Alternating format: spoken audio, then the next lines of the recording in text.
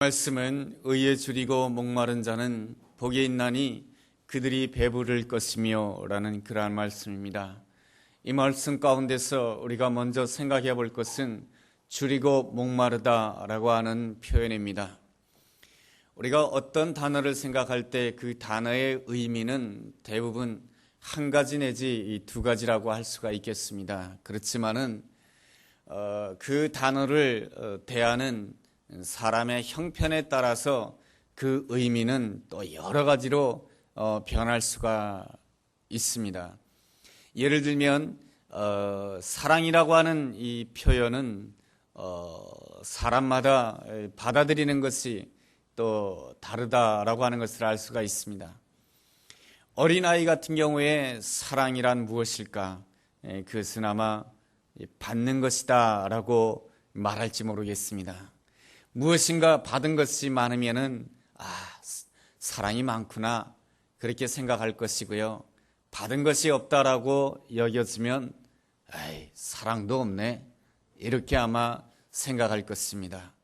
어린아이가 사랑을 주는 것이다 라고 이렇게 생각하는 것은 아마 쉽지가 않을 것입니다.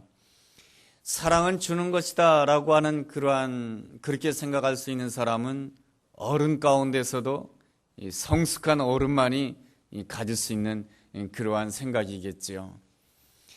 남녀가 사귐을 가지다가 헤어짐의 아픔을 경험한다라고 한다면 그 사람에게는 사랑이 무엇이 되겠습니까? 옛날 유행가 가사처럼 요즘에는 부르지 않지만 사랑은 눈물의 씨앗이다 라고 말이죠. 그런 말 모르시나요? 네. 똑같은 사랑이라고 하는 표현을 쓰지만 10대가 쓰는 사랑이라고 하는 표현이 다르고요. 30대, 40대가 다르고요. 또 인생의 노년기에 쓰는 사랑이라고 하는 표현이 다릅니다. 어떤 이에게는 사랑이라고 하는 이 표현이 환상으로 여겨지기도 하고요. 어떤 이에게는 사랑이라고 하는 것이 열정이라고 여겨지기도 하고 어떤 이에게는 이 사랑이라고 하는 것은 다 받아주는 것이고 다 수용하는 것이고 다 포용하는 것이다라고 그렇게 이해하기도 합니다. 그러한 점에 있어서 오늘 우리가 읽은 성경 말씀 가운데 줄인다, 목마른다 라고 하는 이런 표현도 각자가 처한 형편에 따라서 다르게 이해가 될 수 있을 것입니다. 요즘 살아가는 이 시대가 참 경제적으로 힘들고 70년대에 비하면은 오늘 이 시대는 얼마나 풍족하고 넉넉한 시대인지 모릅니다. 오늘의 시대 속에서 골칫거리 하나가 있는데 그것 중에 하나가 음식 쓰레기 아니겠습니까? 국가에서도 이 음식 쓰레기를 처리하기 위해서 막대한 예산을 들여서 예산을 책정하고 있습니다. 이러한 시대를 살아가고 있는 우리에게 줄인다, 목마른다 라고 하는 이러한 표현이 얼마나 우리의 가슴, 우리의 피부에 와닿을까 그러한 의문점도 있습니다. 예수님 당시에는 이 줄인다, 목마른다라고 하는 이 표현은 너무나도 이 가슴 아픈 이야기였습니다. 예수님 당시 이스라엘은 로마의 식민지였습니다. 로마의 식민지로 산다라고 하는 것은 단순하게 식민지로 살 뿐만 아니라 경제적으로도 극심한 가난 속에 있을 수밖에 없었습니다. 우리가 옛날에 일제 식민지 속에서 살지 않았습니까? 그때의 사진들을 보면은 우리의 조상들이 얼마나 힘들고 고통스럽게 살았습니까? 이스라엘 백성들도 마찬가지인 것이죠. 주후 70년경에는 또한 이러한 일이 있었습니다. 로마의 티투스 장군이 이스라엘에 반역하는 무리를 완전히 소탕하겠다라고 하는 마음으로 이스라엘에 있는 예루살렘 성을 완전히 포위해가지고 꼼짝달싹 못하게 해서 예루살렘을 완전히 멸망시킨 사건이 있었습니다. 그때에 역사가들에 의한 기록에 보면은 이 부모들이 태어난 지 얼마 안 된 그 아기를 먹었다라고 하는 이 기록까지 있습니다. 그 정도로 예수님 당시에 이스라엘 백성들의 삶이라고 하는 것은 줄인다, 목마른다, 이것은 너무나도 눈물 나는 이야기이고 가슴 아픈 이야기인 것입니다. 먹고 사느냐의 그러한 문제는 단순하게 그냥 좀 더 잘 먹느냐, 좀 덜 먹느냐 그 문제가 아니고 죽느냐 사느냐의 문제였던 것입니다. 출애굽 시대 때에도 이스라엘 백성들의 형편이 그러했을 것입니다. 이스라엘 백성들은 모세를 통해서 애굽을 나오게 됩니다. 모세를 통해서 애굽의 바로를 이기게 되고 모세를 통해서 홍해바다를 건너게 되는 놀라운 역사를 경험하게 됩니다. 그랬을 때 아마 이스라엘 백성들은 대부분 모세를 존경하였을 것입니다. 그렇지만 말이죠, 그 존경하는 마음도 먹고 마시는 문제에 걸리게 되면은 이 존경도 다 사라지는 것을 보게 됩니다. 이스라엘 백성들이 광야를 걸어가다가 3일길을 마시지 못하였습니다. 저기 가면은 물이 있을 것이다 라고 생각해서 마라라고 하는 곳에 이르게 되었는데, 물이 있다고 생각했는데 물은 물인데 그 물은 마실 수 없는 물이었습니다. 그랬을 때 이스라엘 백성들은 모세를 원망하였고 하나님을 원망하였습니다. 또한 광야를 걸어가다가 양식이 다 떨어지게 되었습니다. 먹을 것이 없었습니다. 그랬을 때 그들은 이 먹는 문제 때문에 평소에 존경하던 모세를 또한 원망하게 되고 그들이 의지하던 하나님을 또한 원망하는 그러한 모습을 보이게 됩니다.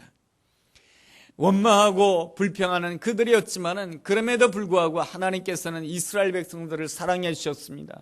쓴물을 단물로 변하게 만들어 주시고 반석에서 물이 나오게 만들어 주시고 아무것도 보이지 않는 그 하늘에서 만나가 쏟아지게 해주시는 그러한 놀라운 은혜와 축복으로 함께 해주셨습니다. 그것은 광야를 걸어가던 이스라엘 백성들에게는 놀라운 축복이었고 놀라운 경험이었습니다. 그 놀라운 축복과 경험을 잊어버리지 않고 늘 기억하기 위해서 이스라엘 백성들은 지금도 오늘날에도 장막절을 지키고 있습니다. 이 장막절을 지키게 되면 어떻게 하냐면 말이죠, 그들은 집에서 잠을 자지 않고 그 자기 집 앞에다가 텐트를 치게 됩니다. 그리고 텐트에서 잠을 자게 되는 것이죠. 텐트에서 잠을 자게 되면 불편하지요. 그렇지만은 장막절에 조상들이 광야를 지나면서 텐트 생활했던 것을 기념하여서 오늘날에도 이스라엘 백성들은 장막절이 되면은 텐트 생활을 하고 있습니다. 그리고 제사장은 제단에다가 하나님이 그 반석에서 주신 그 물을 기념하여서 그 물을 제단에다가 뿌리고 그 물을 또한 땅에다가 뿌리는 그러한 기념식을 하였던 것입니다. 요한복음 7장 말씀을 보면은 예수님께서 장막절에 이렇게 말씀하셨습니다. 누구든지 목마른 자가 있느냐? 그렇다라고 한다면 내게로 와서 마시라. 그러면 그 사람의 배에서 생수의 강이 흘러넘칠 것이다라고 말씀해 주셨습니다. 예수님은 장막절을 지키고 있는 그 이스라엘 백성들, 모세가 준 물을 기념하고 있는, 물론 하나님이 주신 물이죠. 그 모세를 통해서 주신 그 물을 기념하고 있는 그 이스라엘 백성들에게 이렇게 말씀하시는 것입니다. 내게로 와서 마셔라. 목마른 자가 있느냐? 내게로 와서 마셔라. 내가 바로 생수라고 말씀해 주고 있습니다. 여러분, 물을 마시게 되면 어떻게 됩니까? 물을 마시게 되면 우리 몸의 구석구석에 다 들어가게 됩니다. 이 물이라고 하는 것은 조금만 틈만 있다 할지라도 다 들어가게 되어 있습니다. 몸에 여러 가지 이렇게 다 틈이 있는 것이죠. 그래서 물을 마시게 되면은 이 몸속에 물이 다 들어가게 되는 것이죠. 이 몸속에 물이 들어가지 아니하면은 우리 몸은 아마 이 물이 들어가지 않는 부분은 썩게 되는 것이죠. 이 물이 다 들어가게 됩니다. 그런 것처럼 우리가 예수님이 주시는 그 생명수, 예수님이 주시는 그 생수, 예수님을 믿기만 하면은 주님의 은혜가, 우리가 주님의 은혜를 마시고 주님이 주시는 그 생수를 마시게 된다라고 한다면은 물이 우리의 몸에 들어와서 몸의 구석구석에 다 들어가듯이 주님의 은혜의 생수가 내 삶의 구석구석에 다 들어가서 놀랍게 역사해 주신 줄로 믿습니다. 그러므로 우리가 항상 사모해야 될 것이 있습니다. 주님을 사모해야 되고 은혜를 사모해야 될 줄로 믿습니다. 우리가 사모해야 될 때 어떠한 마음으로 사모해야 되겠습니까? 줄이고 목마른 마음으로 사모해야 되는 것입니다. 이스라엘 백성들, 예수님 당시의 이스라엘 백성들에게 줄이고 목마르다라고 하는 것은 죽느냐 사느냐의 문제였던 것입니다. 우리가 주님을 사모한다라고 하는 것은 그저 주님이 와주시면 감사하고 은혜 주시면 감사하지만 안 주시면 할 수 없고 이런 것이 아니고 주님이 은혜를 주셔야 됩니다. 주님이 은혜를 주시지 아니하시면 내가 오늘 죽을 수밖에 없습니다. 이러한 간절한 마음으로 사모하는 마음이 주린 마음이며 목마른 마음인 줄로 믿습니다. 마가복음 9장 말씀을 읽어보면 소경 바디메오 이야기가 나옵니다. 그는 일생 동안 앞을 보지 못하였습니다. 그런데 나사렛 예수가 지나간다라고 하는 그 이야기를 듣게 됩니다. 그럴 때 이 소경 바디메오가 외치게 됩니다. 나사렛 예수여 나를 불쌍히 여기소서. 그렇게 외치는 그 말은 그저 예수님이 지나가다가 나를 봐주면 좋고 안 봐주면 할 수 없고 그런 게 아니에요. 예수님이 지금 지나가신다. 예수님이 나를 보아주셔야 됩니다. 주님 나를 불쌍히 여기소서. 주님 나를 불쌍히 여기소서. 주님 나를 불쌍히 여기소서. 간절히 주님을 찾는 것이죠. 간절히 주님을 찾는 자에게는 우리 예수님께서 반드시 응답해 줄 줄로 믿습니다. 바디메오가 나를 불쌍히 여기소서 외칠 때에 예수님께서 이렇게 물으십니다. 네가 원하는 것이 무엇이냐고 묻습니다. 그러자 바디메오가 보기를 원합니다. 그랬을 때 그의 눈이 뜨게 되고 보는 놀라운 역사가 일어났습니다. 근데 말이죠, 이 바디메오가 그냥 자기의 눈을 뜨는 것에서만 끝나지 않습니다. 마가복음 9장을 계속해서 읽어본다라고 한다면 이 바디메오가 계속해서 예수님을 쫓아갔다라고 말씀해 주고 있습니다. 예수님이 주시는 생수라고 하는 것은 내가 지금 막 목이 타요. 그러면 물 한 잔을 벌컥벌컥 마시고 시원하다. 너무 좋다. 이걸로 끝나는 것이 아닙니다. 예수님이 주시는 물은 한 컵 마시면 그 다음에 목이 더 말라요. 그래서 더 마셔야 돼요. 하나님이 주시는 은혜라고 하는 것은 한 번 받았다고 해서 너무 좋다. 하나님이 주시는 축복이라고 하는 것은 한 번 받았다고 해서 더 좋다. 그것으로 끝나는 것이 아닙니다. 더 많이 받고 싶고 더 은혜를 받고 싶고 더 축복을 받고 싶은 것이 바로 은혜 받는 자의 아름다운 태도며 은혜 받는 자에게 주어진 아름다운 축복인 것입니다. 뿐만 아니라 주님의 은혜의 생수를 사모하는 자는 나 혼자만 먹는 것이 아니고 어떤 역사가 일어난다라고 말씀해 주고 있습니까? 바로 그 배에서 요한복음 7장 말씀에서 바로 내게로 와서 마시라. 그러한 자에게는 그 배에서 생수의 강이 흘러넘치란다고 말씀해 주고 있습니다. 주님의 은혜의 생수를 마시는 자는 그 배에서 그의 삶 중심에서 생수가 넘쳐 흐름으로 인해서 내 옆에 있는 사람까지 목이 축여지고 내 옆에 있는 사람까지 시원해지게 되고 내 옆에 있는 사람까지 배부르게 되는 놀라운 역사가 일어난다라고 하는 것입니다. 그것이 마태복음 5장 6절에 그러한 말씀입니다. 의에 줄이고 목마른 자는 복이 있나니 그들이 배부를 것이며. 마태복음 14장을 읽어보면 풍랑이는 바다 가운데 베드로가 예수님을 찾게 됩니다. 풍랑이는 바닷속에 있게 되면 큰 위기죠. 그 위기 가운데 예수님을 찾습니다. 그런데 예수님께서 어떻게 하십니까? 물 위를 걸어오십니다. 물 위를 걸어오시니까 베드로가 어떻게 합니까? 나도 물 위를 걷게 해주세요. 여러분, 이렇게 예수님을 사모하게 되면 자꾸만 사모하는 것이 커집니다. 처음에는 나를 이 풍랑이는 바닷속에서 구해주세요 라고 했다가 그 다음에는 뭘 구합니까? 나도 예수님처럼 물 위를 걷게 해주세요. 그래서 베드로는 정말로 물 위를 걷는 사람이 되었습니다. 현실적으로 물 위를 걷는 사람이 되었을 뿐 아니라 그의 인생 자체가 물 위를 걷는 인생이 되었습니다. 베드로는 어떠한 사람이었습니까? 무지한 어부에 불과하였습니다. 그런데 하나님께서는 그에게 은혜를 주심으로 인해서 물 위를 걷는 인생이 되었습니다. 베드로를 통해서 안진병이가 일어나게 되고요. 베드로를 통해서 수천 명의 주님 앞으로 돌아오게 되고요. 베드로를 통해서 이방인 고넬료가 하나님 앞으로 돌아오게 되고요. 베드로를 통하여서 베드로 전후서가 기록됩니다. 너무나도 무지했고 연약한 자가 베드로 전후서라고 하는 놀라운 성경을 쓰는 사람이 되었던 것입니다. 그리고 베드로는 오늘날 이 시간까지도 우리에게 아름다운 이름으로 기억되고 있습니다. 우리가 천국에 간다라고 한다면 내가 누군가와 대화를 해야 되는데 베드로를 만나고 싶은 사람이 너무 많아요. 그렇지 않겠습니까? 이러한 인생, 물 위를 걷는 인생이라고 말할 수 있지 않겠습니까? 주님이 주시는 생수를 마시게 되면 마실수록 더 많이 마시게 되는 거예요. 더 갈증이 나고 더 큰 은혜를 받게 되는 것입니다. 뿐만 아니라 그 하나님께서 나에게 주신 그 은혜의 생수는 나만 마실 뿐만 아니라 나를 통해서 옆으로 흘러가게 되는 줄로 믿습니다. 이 사실을 잘 알고 있었던 사람이 바로 아브라함입니다. 아브라함이 자기 조카 롯과 헤어지게 되었을 때입니다. 아브라함이 이때까지 누구 덕에 정말로 잘 살고 잘 먹었는데 이 조카 롯이 아브라함을 떠나서 자기 눈에 보기 좋은 대로 소돔 땅을 선택하게 됩니다. 그랬을 때 아브라함의 입장에서는 굉장히 섭섭했겠죠. 마음에 상처가 되었겠죠. 여러분, 사람과의 관계 속에서 섭섭한 일이 있습니까? 사람과의 관계 속에서 상처난 일이 있습니까? 그것은 바로 하나님을 향해서 굶주려라, 하나님을 향해서 목말라라 하는 하나님의 귀한 뜻이 있는 줄로 믿습니다. 그러한 섭섭함과 그러한 상처 속에서 아브라함은 하나님을 향해서 목말라 했습니다. 하나님을 향해서 줄이고 목말라 했던 것입니다.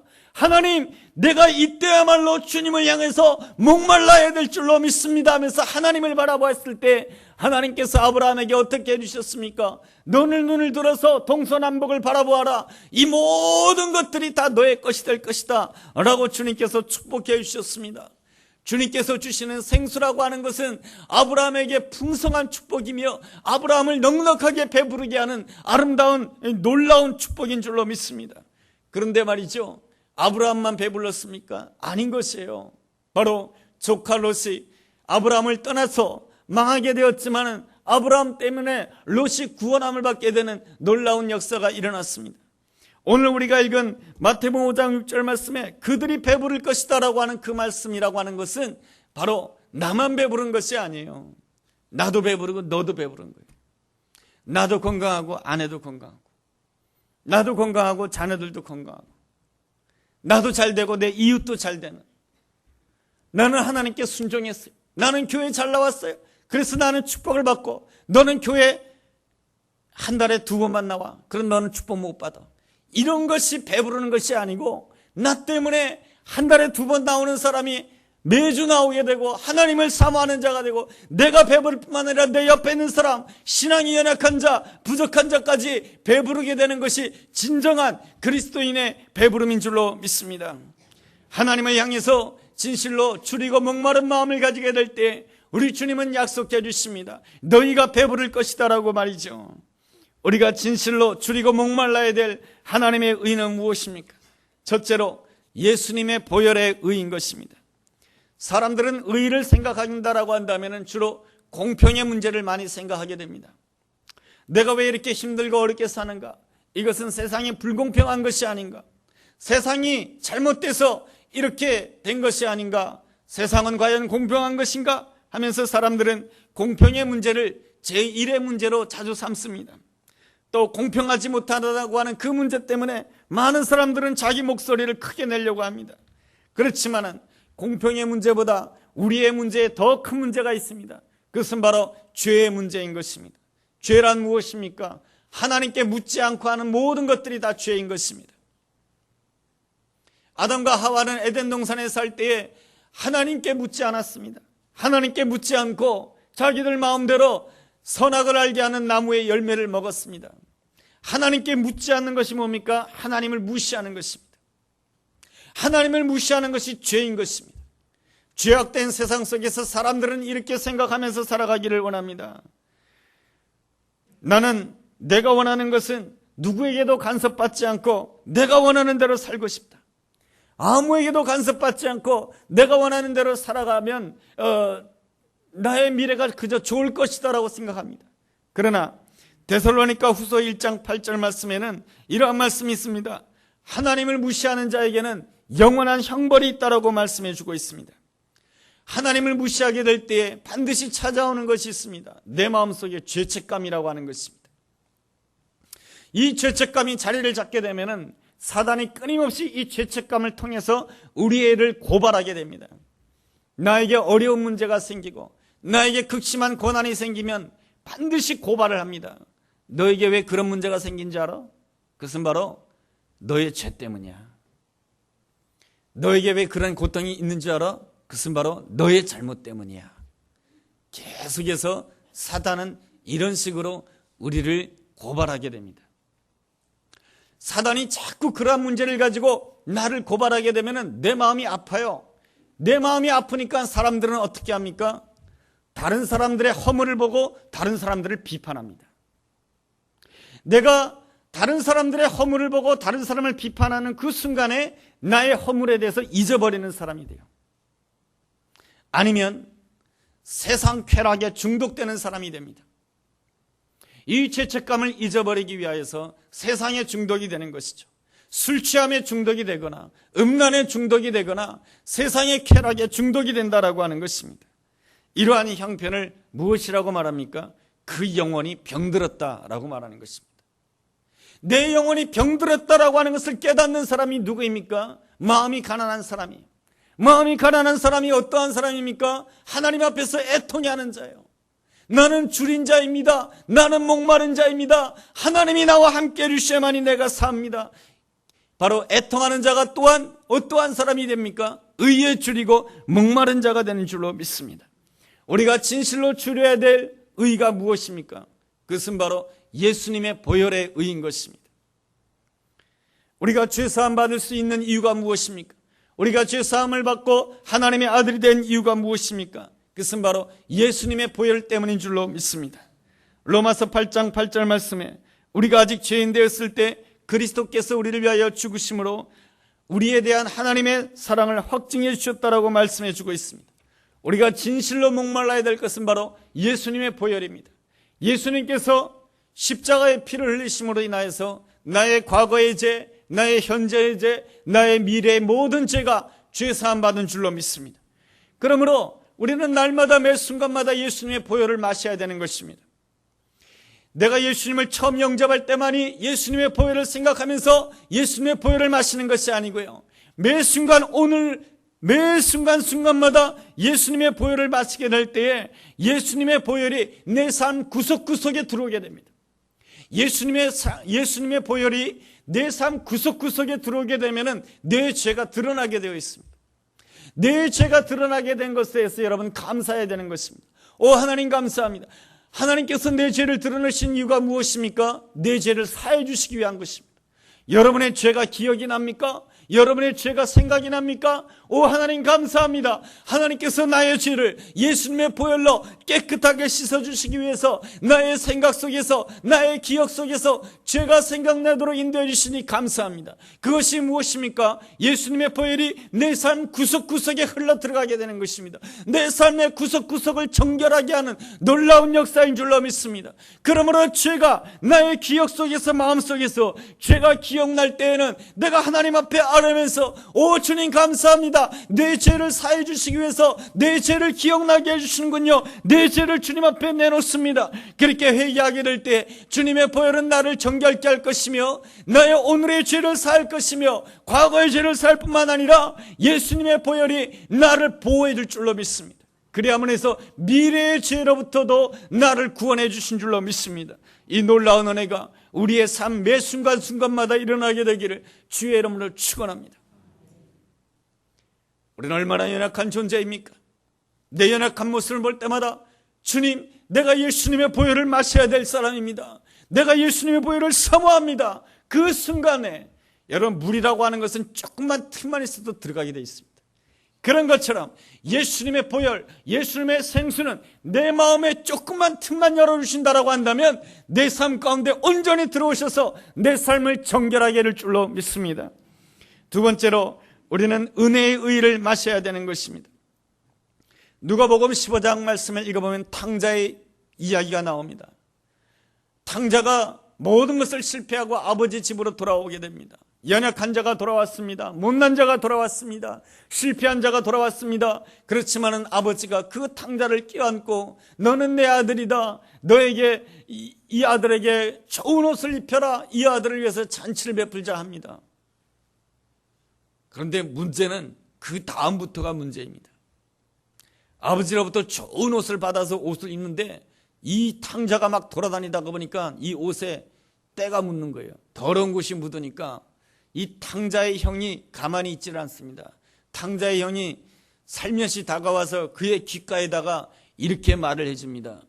너 이거 아버지가 새 옷 사준 건데 아버지가 사준 옷 이렇게 더럽히면 아버지가 널 좋아하지 않을 거야. 이렇게 말해줍니다. 그리고 또 이 아들이 신발을 제대로 신고 다니지 않아요. 아버지가 준 새 신발 처음에는 잘 신고 다니다가 그 다음에는 신발이 조금 낡아지는 듯 하자 이 신발을 막 꾸게 신고 다니는 거예요. 그러자 이 탕자의 형이 또 옆으로 다가와서 또 한마디 해줍니다. 너 이 아버지가 사준 신발인데 이 신발을 이렇게 꾸게 신고 다니면 아버지가 좋아하지 않을 거야. 이 말을 한마디 딱 해줍니다. 그 순간부터 이 탕자는 자신도 모르게 계속 이렇게 생각하게 됩니다. 아버지는 날 좋아하지 아니하시는가 보다. 그래서 아버지한테 가까이 가기를 두려워하게 됩니다. 그러다가 보니까 옛날이 좋아지게 됩니다. 비록 돼지 쥐염 열매를 먹으면서 지저분하게 지냈지만은 그냥 뭐 옷이 더러워지든지 말든지 신발이 있든지 어떤지 뭐 마음대로 내 마음껏 지내는 그 세월이 더 좋아 보인다 이것입니다. 여러분, 이러한 이야기가 성경 어디에 있냐고요? 이러한 이야기는 바로 갈라디아서 1장과 2장을 읽어보면 나옵니다. 갈라디아서 1장과 2장에는 무엇을 지적하고 있습니까? 너희들이 은혜로 시작했다가 왜 율법으로 마치려고 하느냐 하면서 말씀해 주고 있습니다. 어느 누구도 율법의 행위로는 의롭게 될 수 없다라고 말씀해 주고 있습니다. 우리가 구원 안 받은 것은 무엇으로 구원 안 받은 것입니까? 예수님의 보혈로, 예수님의 공로로 은혜로 구원 안 받은 줄로 믿습니다. 은혜로 구원 안 받았기에 우리가 오늘 하나님의 아들이 되었고, 또한 에베소서 2장 4절을 읽어본다라고 한다면은 예수님의 은혜로 말미암아서 우리가 하나님의 자녀가 되었고 은혜로 말미암아서 하늘에 앉은 자가 되었다라고 말씀해 주고 있습니다. 여러분, 청와대에 앉은 자는 무엇이 있습니까? 청와대에 앉은 자는 권세가 주어져 있습니다. 하늘에 앉은 자는 하늘의 권세가 주어져 있는 것입니다. 바로 주님의 은혜로 말미암아 우리는 하늘에 앉은 자이며, 우리는 주님의 은혜로 말미암아 하나님의 은혜를 풍성하게 받을 자이며, 그리고 뿐만 아니라 나를 통해서 하나님의 은혜가 내 옆에, 풍성한 은혜가 내 옆에 있는 사람에게도 흘러가게 되는 줄로 믿습니다. 100여 년 전에 스코틀랜드 한 식당에서 있었던 일입니다. 어부들이 들러 앉아서 고기 잡던 이야기를 합니다. 그런데 한 어부가 자기가 과거에 잡았던 큰 고기를 잡았던 이야기를 하면서 손을 뻗쳤습니다. 이렇게 큰 고기라고 그렇게 말하는 순간에 종업원이 지나가다가 그만 쟁반을 엎질러 말았습니다. 그 손을 침으로 인해서. 그래서 그 하얀 벽에다가 찻잔이 쏟아지고, 그리고 그 하얀 벽이 얼룩지게 되었어요. 그래서 주인이 고민을 하면서 이 하얀 벽을 다시 다 벽칠해야 되겠네 하면서 근심하는 것이었습니다. 그때 한 신사가 식당에서 일어나게 됩니다. 그러면서 자기 가방에 있는 물감을 꺼내가지고 그 벽에다가 그림을 그리기 시작합니다. 그런데 그 그림은 사슴 그림이었습니다.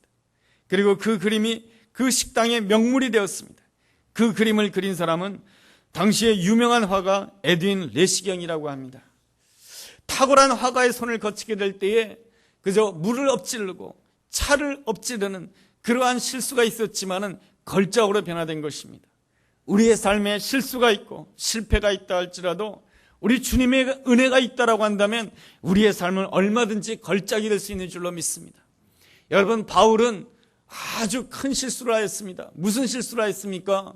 하나님을 잘 섬기는 스데반을 죽였습니다. 여러분, 하나님의 사람 스데반을 죽인 사람이 바울입니다. 아주 잘못을 한 것입니다. 그럼에도 불구하고 바울은 하나님의 위대한 사도가 되었습니다. 하나님의 진정한 화가이신 예수님의 손에 붙들리게 되었을 때 이 바울의 인생은 놀라운 사람이 되었습니다. 이 사실을 너무나도 잘 알고 있는 바울은 자신의 인생에 대해서 이렇게 고백합니다. 나의 나됨은 은혜입니다. 여러분도 여러분 인생에 대해서 그렇게 고백하십니까? 나의 나됨은 은혜입니다. 그렇게 고백한다라고 한다면 내 옆에 있는 사람을 향해서도 그렇게 봐야 될 줄로 믿습니다.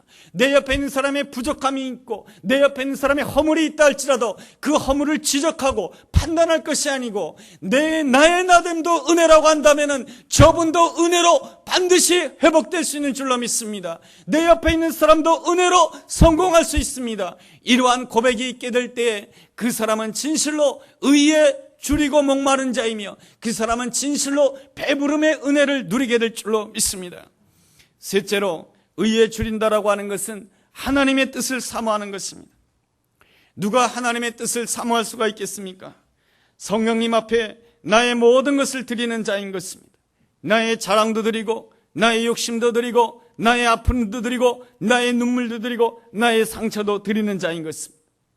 하나님 앞에서 내 모든 것을 내려놓을 때에 내 인생은 주님의 손에 끼는 장갑이 딱 될 수가 있는 것입니다. 주님의 손에 주님의 손에 딱 맞는 장갑이 될 수가 있습니다. 내 인생이 주님의 손에 맞는, 주님의 능력의 손에 맞는 장갑이 된다라고 한다면 그 주님의 손을 통해서 내가 할 수 있는 일은 놀라운 일이고 아름다운 일인 것입니다. 아브라함도 그렇게 살았고 다윗도 그렇게 살았고, 그리고 다윗을 향해서 성경에서 뭐라 그럽니까? 하나님 마음에 합한 사람이라 그러지 않습니까? 다윗이 인생 가운데 얼마나 상처도 많았고 그가 자랑할 것도 많았습니까? 그렇지만 그 모든 것들을 하나님 앞에 드리게 되었을 때 그의 인생의 장갑은 하나님의 손에 딱 맞는 장갑이 되었던 것입니다. 그래서 성경에서는 다윗을 이끌어서 하나님 마음에 합한 사람이라고 말씀해 주지 않습니까? 주님의 손에 딱 맞는 장갑이 되었을 때 다윗을 통해서 얼마나 놀라운 일이 일어났는지 모릅니다. 다윗의 후손을 통해서 이 땅에 메시아가 왔습니다. 이것이 바로 하나님이 해주시는 놀라운 역사인 것입니다. 그런데 말이죠, 하나님의 뜻을 사모하면서도 말이죠, 내 마음속에 나의 자랑이 있고 나의 욕심이 있고 나의 상처가 많고 나의 아픔이 많고 나의 섭섭함이 많으면 하나님의 손가락, 이 5손가락이 내 인생의 장갑에 다 들어가지 못하는 거예요. 하나님의 이 손가락이 내 인생의 장갑에 다 들어가지 못한다라고 한다면 어떻게 그 장갑을 끼고 아름다운 일을, 놀라운 일을 행할 수가 있겠습니까? 오늘 말씀을 통해서 하나님께서 우리에게 원하시는 것이 무엇입니까? 오직 하나님의 의를 사모하라고 하는 것입니다. 하나님의 의를 사모한다라고 하는 것은 무엇입니까? 하나님의 그 5손가락이 내 인생의 장갑에 쑥 들어오게끔 나의 의지를 내려놓고 나의 자랑을 내려놓고 사람들에게 인정받고 싶은 것도 내려놓고 내 섭섭함도 내려놓고 사람에게 받은 그 상처도 내려놓고 오직 주님을 위하여, 오직 교회를 위하여, 오직 하나님의 나라를 위하여 내 삶을 드립니다. 주님이 나와 함께 하시면 내가 죽습니다. 주님이 나와 함께 하지 아니하면 내가 죽습니다. 오직 주님을 사모합니다. 그럴 때 내 인생의 장갑에 우리 주님의 손 5손가락이 다 들어오게 될 줄로 믿습니다. 그럴 때 우리 주님께서 그 주님의 능력의 손길로 인해서 내 인생이 진실로 배부르게 될 줄로 믿습니다. 성경에서 말하는 진정한 배부름이라고 하는 것은 나만 잘 되는 것을 말하지 않습니다. 내 옆에 있는 사람도 풍성해지는 것을 의미하는 것입니다. 이 놀라운 은혜가 우리의 삶 가운데 함께하게 되기를 주의 이름으로 축원합니다. 기도하겠습니다.